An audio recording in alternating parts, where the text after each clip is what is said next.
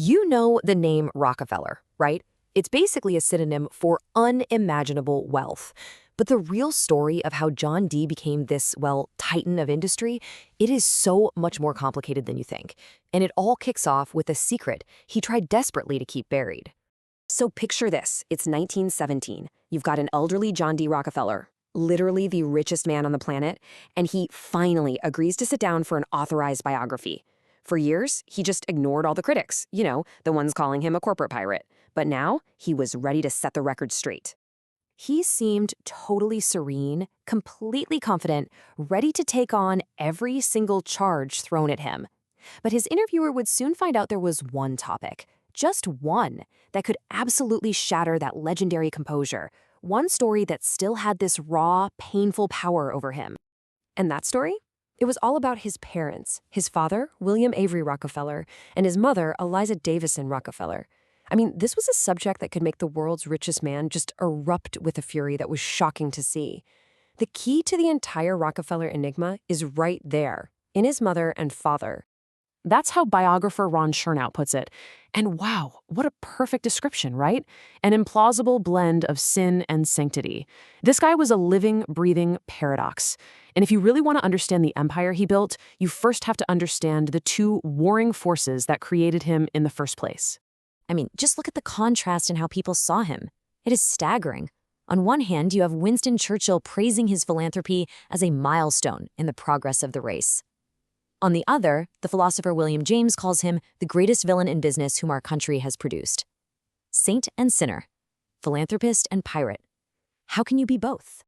So, that really brings us to the big question, the one we're going to unpack here. How is that even possible? How can one person embody such extreme opposites? How did this quiet, super devout Baptist kid grow up to become the most revered and at the same time the most reviled industrialist in American history? And the answer? The actual blueprint for the man he would become? You're not going to find it in some boardroom or out in the oil fields. Nope. It's found in his childhood home, forged in the tension between the two most powerful influences in his life, his father and his mother. All right, let's start with his father, William Avery Rockefeller. This was a man so notorious that he earned a nickname that pretty much tells you everything you need to know: Devil Bill. So Devil Bill was basically a traveling con man. He called himself a botanic physician, selling so-called miracle cures from a wagon. He was handsome, incredibly charming, and, well, pretty allergic to actual hard work. His passion for money was described as amounting almost to a craze, and he'd just vanish for months at a time, leaving his family high and dry, often in debt. But here's the thing. Devil Bill also taught his son Jean some very practical, if kind of brutal lessons. He drilled into him that business was a tough, competitive fight, basically a war where you had to outsmart the other guy by any means necessary. And that cynical worldview, it became the absolute foundation for Rockefeller's most ruthless business tactics down the line. There's this one family story that just says it all. Bill would get little John to leap from a high chair into his arms, and he'd always catch him. But then one day, he just dropped his arms, let the boy fall flat on the floor. And as his shocked son looked up at him, Bill just said, "Remember, never trust anyone completely, not even me." That is a harsh lesson, and it's one John D. Rockefeller never, ever forgot. Now, let's pivot to the complete 180-degree opposite. If Devil Bill was the force of chaos in John's life, his mother, Eliza, was the unwavering force of order, piety, and stability. Eliza was the anchor in the hurricane of her husband's life. She was a devout Baptist, very straight-laced, self-contained, and deeply, deeply religious.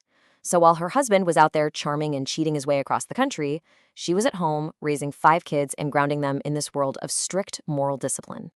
Her values, they were the bedrock of John's entire character.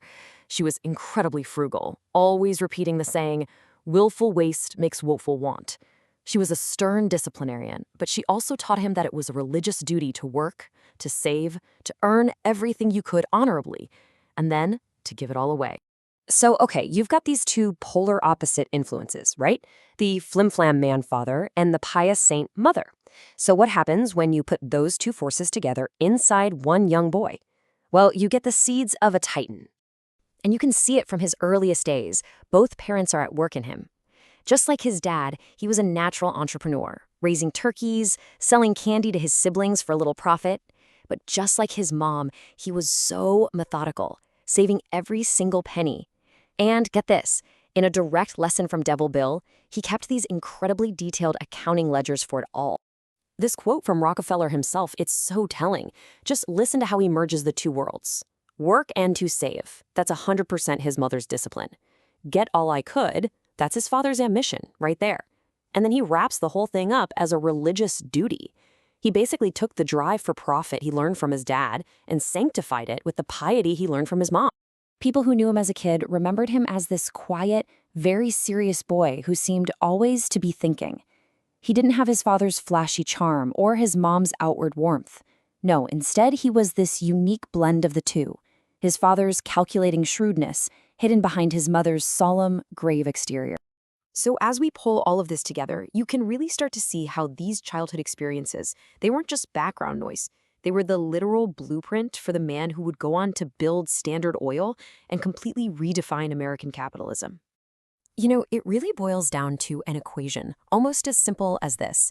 You take the boundless, kind of amoral ambition from the father, and you combine it with the ironclad, methodical discipline of the mother.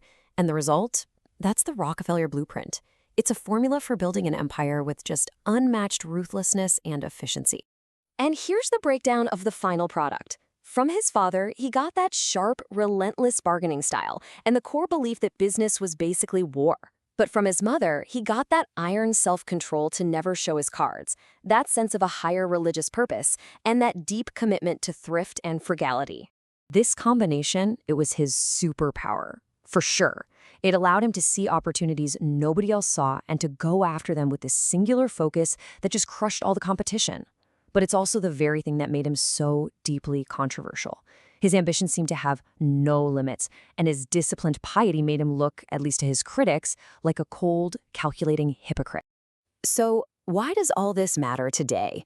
Because his career, born from this bizarre mix of sin and sanctity, forced America to ask some huge questions. What are the rules of capitalism? When does a company get too powerful? What's the government's role in regulating business? I mean, these are the exact same debates we are still having today about tech giants and massive global corporations. In the end, Rockefeller's secret origin leaves us with a question that's just as relevant now as it was 100 years ago.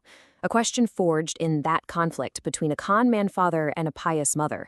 Where do you draw the line between world-changing ambition and destructive greed?